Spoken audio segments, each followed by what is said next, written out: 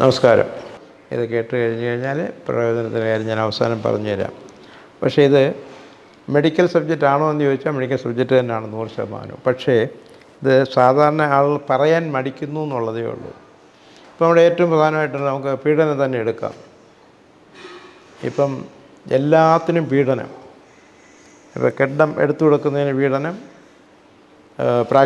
ഡോക്ടർമാരടുത്ത് പോയി കഴിഞ്ഞാൽ അത് പീഡനം, വക്കീലന്മാരടുത്ത് പോയി കഴിഞ്ഞാൽ അത് പീഡനം, പിന്നെ ജോലി വാങ്ങിച്ചു കൊടുക്കാമെന്ന് പറഞ്ഞാൽ നടന്നില്ലെങ്കിൽ അത് പീഡനം. എല്ലാം പീഡനമേ ഉള്ളൂ. ഈ പീഡനം ആർക്കാണ് ഉള്ളത്? സ്ത്രീകൾക്ക് മാത്രമേ ഉള്ളൂ. പക്ഷേ നമ്മുടെ സുപ്രീം കോടതി നല്ലൊരു വിശ്വാസത്തോടും സത്യസന്ധതയോടും കൂടി പാസ്സാക്കിയ ഒരെണ്ണമാണ് സ്ത്രീകളെ രക്ഷിക്കാൻ വേണ്ടി ചെയ്തിട്ടുള്ളത്. ഇത് അവരുടെ 100-ന് 101% പീഡനം. എന്തുകൊണ്ട് പെണ്ണുങ്ങൾ മാത്രമേ പീഡിപ്പിക്കുന്നുള്ളൂ? ആണുങ്ങളുടെ കാര്യം കേട്ടാക്കാൻ ആരുമില്ലല്ലേ? എനിക്കെന്നെ നേരിട്ടറിയാം. പീഡനത്തിൻ്റെ കാര്യം കൂടുതൽ പറഞ്ഞിട്ട് കാര്യം, എല്ലാം പീഡനമാണ്. അപ്പോൾ പീഡനം എവരും കൂടെ സഹകരിച്ചിട്ട് അവരുടെ കാര്യങ്ങൾ തീരുന്നത് വരെ നിൽക്കും. അത് കഴിഞ്ഞാൽ അവരത് പീഡനമാണ്. കാരണം ബാക്കിയും കൂടെ കിട്ടാനായിട്ട്. കാരണം ഇതിന് എന്തെല്ലാം ബെനിഫിറ്റാണല്ലോ. അപ്പോൾ നമുക്കങ്ങനെ സിനിമ നടന്മാർ തോളി കൈയിട്ട് അത് പിന്നെ നേരത്തെ ഒരു വലിയ ഫ്രണ്ട്സായിരുന്നു, അങ്ങനെയായിരുന്നു എന്നൊക്കെ പറയും.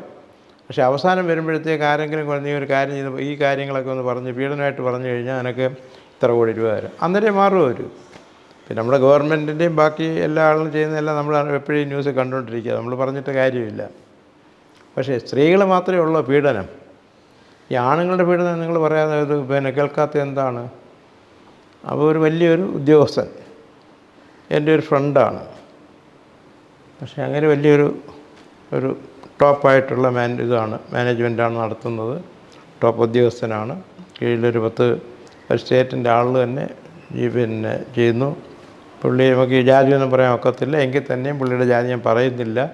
എന്നാൽ തന്നെയും ഇൻഫ്ലുവൻസ് ഉള്ള ആളാണ് ഗവൺമെൻറ്റിനും പോളിറ്റിക്സിനും ഒക്കെ. അല്ലെങ്കിൽ ഇത്രയും നിർത്താൻ ഒക്കത്തില്ലല്ലോ. അപ്പോൾ അദ്ദേഹത്തിൻ്റെ വൈഫാണെങ്കിൽ അതുപോലെ തന്നെ ഉത്തരവാദിത്തപ്പെട്ട ഒരു ജോലി ചെയ്യുന്ന ലേഡിയാണ്. പക്ഷേ ഇവർ തമ്മിൽ തന്നെ ഒരിക്കലും ഒരു കോപ്പറേഷൻ ഇല്ല. ഞാൻ ചോദിച്ചാൽ, സാർ എന്താണ് സാർ ഈ പ്രോബ്ലം? അത് ഡോക്ടറെ, ഞങ്ങൾ കല്യാണമൊക്കെ കഴിച്ച് തീരും കൊച്ചുങ്ങളൊന്നും ഉണ്ടായില്ല. അപ്പോൾ അവൾ പറയുന്നത് അവിടെ കുഴപ്പമാണ്. അപ്പോൾ ഡോക്ടർമാരടുത്ത് പോയി എനിക്ക് കുഴപ്പമൊന്നുമില്ല. പിന്നെ അവൾ പറയുന്നത് എൻ്റെ കുഴപ്പമല്ല പിന്നെ നിങ്ങളുടെ കുഴപ്പമാണ്. ആ ഒരു പ്രശ്നമായി. അവസാനം എല്ലാ ദിവസവും വഴക്കിടും.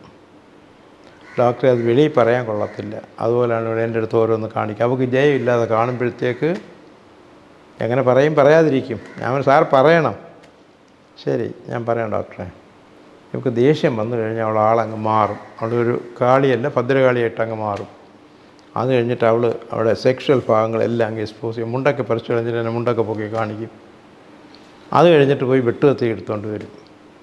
അവസാനം ഞാൻ വിചാരിച്ചത് ഒരു സോൾവ് ചെയ്യണം. അപ്പോൾ ഭാര്യയ്ക്കും എന്നെ അറിയാം, ഭർത്താവിനും എന്നെ അറിയാം. ഞാൻ പറഞ്ഞു നിസ്സാര കാര്യമാണ്, ഞാനിത് മാനേജ് ചെയ്തിട്ട്. ഞാൻ സാറിൻ്റെ അടുത്ത് പറയാം, കാര്യങ്ങളൊക്കെ ചോദിക്കാം, നിങ്ങളുടെ അടുത്തും ചോദിക്കാം. അവസാനം വന്നപ്പോഴത്തേക്ക് പീഡനം എന്ന് പറഞ്ഞു കഴിഞ്ഞാൽ കാര്യം ഇതാണ്. ഇവൾക്ക് പല ആളുകളുമായിട്ട് ഉദ്യോഗസ്ഥന്മാരുമായിട്ടൊക്കെ അടുപ്പമുണ്ട്. അതിങ്ങനെ വരുമ്പോൾ ചോദിക്കുന്നു. ഞാൻ പറഞ്ഞു സാറിപ്പോൾ ഏതായാലും അറിയാമല്ലേ, ഇനി സാറ് മിണ്ടാതിരിക്കുന്നതാണ് നല്ലത്. ഇല്ലെങ്കിൽ സാറ് എന്നെ ഇവിടെ കൊല്ലും. അവസാനം ഏതായാലും ഡോക്ടർ ഒരു കാര്യം ചെയ്തു തന്ന് ഏതായാലും ഈ പ്രോബ്ലം തോന്നി എന്നെ രക്ഷിച്ചത്, എൻ്റെ ജീവൻ രക്ഷിച്ചതിന് മഹാകാര്യം തന്നെ. കാരണം ഞാനും ഇങ്ങനെ ഉദ്ദേശിച്ചതാണ്. പല പ്രാവശ്യം സ്വപ്നം വരെയും കണ്ടിട്ടുണ്ട് എന്നെ കൊല്ലുന്നതായിട്ട്. ഞാൻ പറഞ്ഞു സാർ നടക്കും. പിന്നെ നടക്കത്തുമില്ല. കാര്യം എന്ന് പറഞ്ഞു കഴിഞ്ഞാൽ അവർക്ക് അഡ്വൈസ് ചെയ്ത് കൊടുക്കാൻ പല ആളുകളുണ്ട്. അവർ അഡ്വൈസ് എടുക്കും. ഡെഡ് ബോഡി പോലും ഇടാമെന്ന് പോലും അറിയത്തില്ല. കാരണം 2 പേരും ടൂറിന് പോകുന്ന ആളുകളാണ്. എന്തും എവിടെ വെച്ച് സംഭവിക്കാമല്ലോ. അപ്പോൾ ഇത് പീഡനമെന്ന് പറഞ്ഞു കഴിഞ്ഞാൽ സ്ത്രീകൾക്ക് മാത്രമല്ല, പുരുഷ പീഡനം. പിന്നെ ഞാൻ അമേരിക്കയിലും പ്രാക്ടീസ് ചെയ്യുന്ന ഒരു ഡോക്ടറാണ്. അവിടെ ഈ റിയാലിറ്റിയാണത്. ഇവിടെ നമ്മൾ കൂടുതലും പോകുന്നത് നേഴ്സിംഗ് പാസ്സായി കഴിഞ്ഞാൽ ലോകം മുഴുക്കും. നേഴ്സിംഗ് നല്ല പ്രൊഫഷനാണ്. ജോലി കിട്ടാൻ എവിടെ വേണമെങ്കിലും ജോലി കിട്ടും, എല്ലാം കിട്ടും. പക്ഷേ അവിടെ ഒരു കാര്യമുണ്ട്. അമേരിക്കയിൽ ഈ ബേബി സിറ്റേഴ്സിനെ കിട്ടാൻ വലിയ കോസ്റ്റ്ലിയാണ്. ഇപ്പം എനിക്ക് തന്നെ ഡ്രൈവറുണ്ട്. പക്ഷേ രാവിലെ വന്നു കഴിഞ്ഞിട്ട് 1 മണിക്കൂർ അനുസരിച്ച് 1 മണിക്കൂറിന് ഇത്രയാണ്. അത് എല്ലാ ഫീൽഡിലും അതാണ്. ഇപ്പം ഞാൻ വർക്ക് ചെയ്ത് കഴിഞ്ഞാൽ എനിക്കിപ്പം ഒരു മണിക്കൂറിന് ഇത്ര രൂപ കിട്ടും. ഹോസ്പിറ്റലിൽ നമ്മൾ നടത്തുകയാണെങ്കിൽ നമുക്ക് പിന്നെ അൺലിമിറ്റഡ് ആയിട്ട് കൺസൾട്ടൻ്റ് ഫീസ് എത്ര $100 $200 നമ്മൾ depends, there is no limit. അപ്പോൾ ഈ നേഴ്സസിനെന്ന് പറഞ്ഞു കഴിഞ്ഞാൽ അവർക്ക് ഹസ്ബൻഡിനെ കൊണ്ടുവന്നു കഴിഞ്ഞാൽ യവന്മാർക്ക് ജോലി കിട്ടാൻ പാടാണ്. ചിലപ്പം ഈ നേഴ്സ് എന്നുള്ള ജോലി ചിലപ്പം വലിയ വിദ്യാഭ്യാസമോ ഇതൊന്നുമില്ല, വിദ്യാഭ്യാസം ഉള്ളതായി കഴിഞ്ഞാൽ തന്നെയും ജോലി കിട്ടാൻ വലിയ ബുദ്ധിമുട്ടാണ്. കാരണം ഈ പ്രൊഫഷനുള്ള ആൾക്കാണ് കൂടുതലും ജോലി കിട്ടാൻ സാധ്യത. അല്ലെങ്കിൽ ജനറൽ ഇപ്പോൾ ഒരു മണിക്കൂറിന് നോർമൽ $3 അല്ലെങ്കിൽ $5 ആണെങ്കിൽ നേഴ്സസിനാണെങ്കിൽ $30 തൊട്ട് $50 വരെ വരും. അപ്പോൾ അവർ പറയും നിങ്ങൾ ജോലിക്കൊന്നും പോകണ്ട, ഇവിടെ ഇരിക്കുക, ബേബി സിറ്റിംഗ് ഒക്കെ ചെയ്തോണം, കൊച്ചിനെയൊക്കെ വളർത്തി പാല് മാത്രം അവർ കൊടുക്കും സമയമുള്ളതുപോലെ, എല്ലാം ജോലി ചെയ്തോണം. രാവിലെ അവൻ വെളുപ്പം രാവിലെ എണീക്കണം. അവൾ പോകുന്നതിന് മുമ്പ് നല്ല കാര്യങ്ങളാണ്, പിന്നെ ഫുഡൊക്കെ ഉണ്ടാക്കണം, പിന്നെ വസ്ത്രമൊക്കെ കഴുകണം, കൊച്ചിനെ കുളിപ്പിക്കണം. ഇതൊരു പീഡനവും കൂടാണ്. എന്നാലും അവർക്ക് ചെയ്യാതിരിക്കാൻ ഒക്കത്തില്ല. ഇതൊരു പുരുഷ പീഡനമല്ലേ ഇത്. പിന്നെ അവർ പക്ഷേ അമേരിക്കൻസ് യൂറോപ്യൻസ് ഒരു ഗുണമുണ്ട്, അവർ ഡെവലപ്ഡ് ആളുകളാണ്. ഇപ്പോൾ ഭാര്യയും ഭർത്താവ് എണീറ്റ് കഴിഞ്ഞാൽ നിങ്ങൾ നിങ്ങളുടെ ജോലിയും ഞാൻ എൻ്റെ ജോലിയും രണ്ടുപേരും ഷെയർ. ഇപ്പോൾ ഒരാൾ കുക്ക് ചെയ്യുകയാണെങ്കിൽ ഒരാൾ പാത്രം കഴുകി കൊടുക്കും. അവർക്ക് അവിടെ ഈ ഈഗോ ഇല്ല. പക്ഷേ അത് അവരുടെ നേച്ചറാണ്. പക്ഷേ നമ്മുടെ ആളുകൾക്ക് ഈഗോ ആണ്. പിന്നെ അത് തന്നെ ഈ വയസ്സായ ആളുകളെ ഇവർ കൊണ്ടുവരും, അതും പീഡനമാണ്. വയസ്സായവർ ഈ അച്ഛനെയും അമ്മയോട് സ്നേഹം കൊണ്ടല്ല, കൊച്ചിനെ നോക്കാൻ ആളിനെ വേണം. കൊണ്ടുവന്നു കഴിഞ്ഞാൽ ഇതേപോലെ തന്നെയാണ്, പീഡനമാണ്.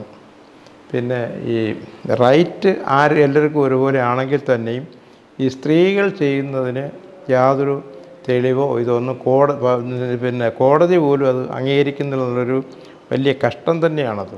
കാരണം ഇപ്പോൾ നമ്മളൊരു വാദിയായാലും പ്രതിയായി കഴിഞ്ഞാൽ രണ്ടുപേരും കേട്ടിട്ടാണ് കോടതി തീരുമാനം എടുക്കുന്നത്. ഇത് നമ്മൾ ചുമ്മാ ഒരു പോലീസ് ആരെങ്കിലും വിളിച്ച് പറഞ്ഞു കഴിഞ്ഞാൽ മതി, ഉടനെ പീഡനമായി. പക്ഷെ അത് തീരുമാനിക്കേണ്ടത് ആരാണ്? ആ കൺസേൺഡ് ആയിട്ടുള്ള ലീഗാലിറ്റി ഉള്ള ആളുകൾ തന്നെയാണ് അതിനൊരു പ്രതിവിധി കണ്ടുപിടിക്കേണ്ടതും. അല്ല നമുക്കിപ്പോൾ ഒരു കോടതിയെ വിമർശിക്കാനോ അല്ലെങ്കിൽ പോലീസ് വിമർശിക്കേണ്ട കാര്യം വരുന്നില്ല.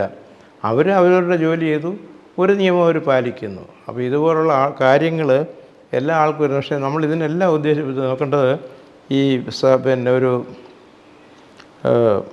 മാനസികമായിട്ടുള്ള പൊരുത്തം പ്രധാനമാണ്. ഇപ്പോൾ നമ്മുടെ വീട്ടിൽ വലിയൊരു ഭാര്യയ്ക്ക് വയ്യാതായി കഴിഞ്ഞാൽ ഭർത്താവ് കഴിഞ്ഞതിന് കുഴപ്പമൊന്നുമില്ല, ഭർത്താവിന് ഭാര്യ കൊടുക്കുന്നതിന് കുഴപ്പമില്ല, അത് വേണം എന്നുള്ളതാണ്.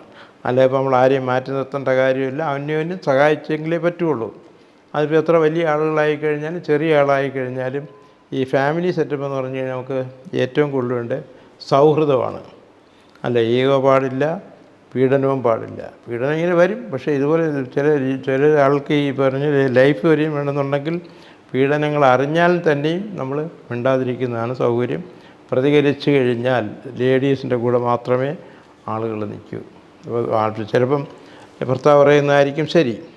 പക്ഷേ ഇതൊക്കെ ആണെങ്കിലും ഞാൻ നിങ്ങളുടെ നേരത്തെ പറഞ്ഞു, അവസാനം കേൾക്കുന്നവരെയും പിന്നെ ഞാൻ പല വൈദ്യശാസ്ത്രങ്ങൾ പഠിച്ചിട്ടുണ്ട്, പല ഒഫീഷ്യലായിട്ട് അത് പ്രാക്ടീസ് ചെയ്യുന്നുണ്ട്.